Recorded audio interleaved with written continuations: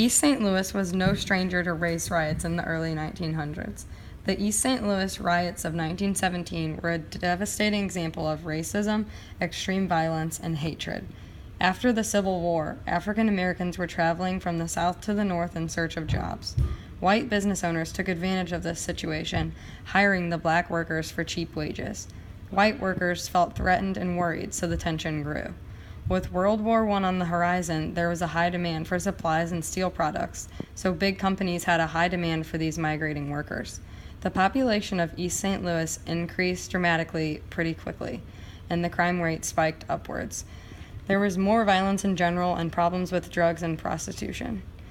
Although there were just as many white people as blacks committing crimes, black people were talked about in the news. Race relations grew even worse in the February of 1917.